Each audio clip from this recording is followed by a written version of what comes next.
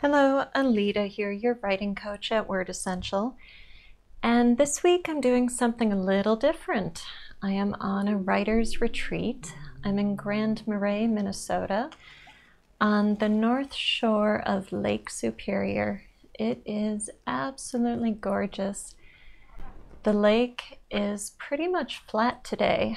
Yesterday you would have heard waves crashing on the beach. Today, however, it's really quiet out there. So this week's video is a slideshow and a few videos of my retreat of Lake Superior. Something nice to look at, I hope. I hope it's enjoyable and relaxing for you.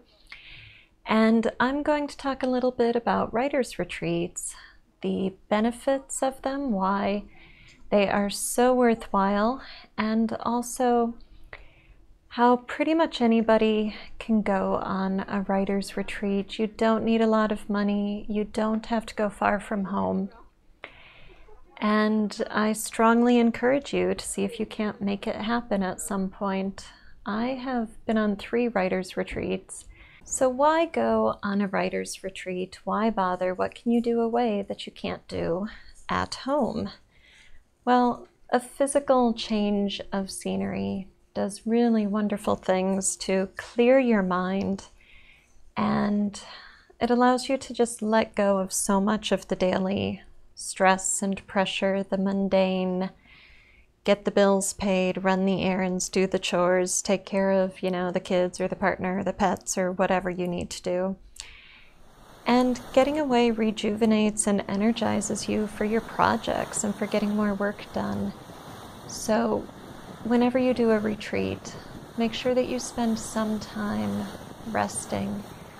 Give yourself permission to sleep, to take a nap, to go for a walk, because that really helps the creative process and just energy levels and drive for everything else that you want to get done. And also a retreat gives you time and space for thinking and planning, which is really wonderful, something we all need. And you can get stuff done.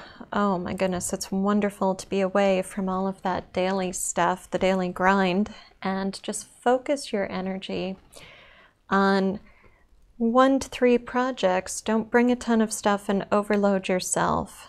Really choose carefully what to bring on your retreat so that at the end of the retreat you feel like you've had some rest and some rejuvenation, but you've also accomplished what you set out to. That's huge. And you get to experience new things. It's not every day I get to listen to Lake Superior crashing on a beach of red, iron-filled rocks outside my window. So that's fun. It's beautiful. It's a different sensory experience, and as writers, it's so important that we absorb and bank these experiences so that we can use them in our writing. Now, how do you go on a retreat? It might help to hear a little bit about the 3 retreats I've done, because they have been so different, and they will illustrate some of the ways and means you can use to get out of town and get out of your head. So my first retreat was at the Anderson Center in Red Wing, Minnesota, and that was a month-long artist retreat. When I got that residency, I was working on a historical novel, which is set in Minnesota, so I used that month to conduct a ton of research and really immerse myself in my setting. Now, granted, I had to imagine myself back 100 years, but I took country drives, I took photographs of fields, and I spent a ton of time at the Goodhue County Historical Society conducting research.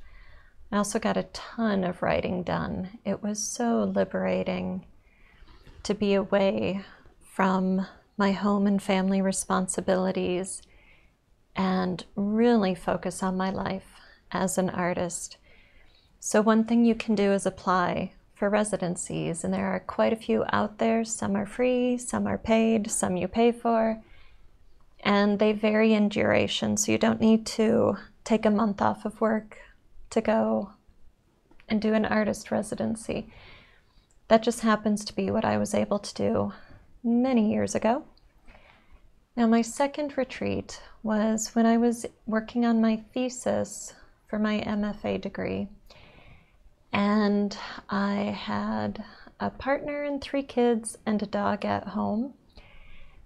And life was pretty hectic and crazy. And I had to revise my novel in time to turn it into my thesis advisor.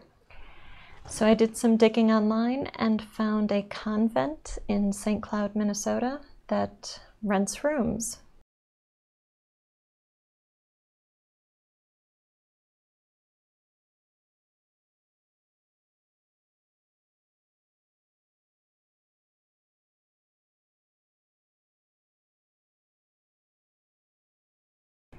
And I was just there for a weekend. I spent my 48 hours in retreat writing my butt off.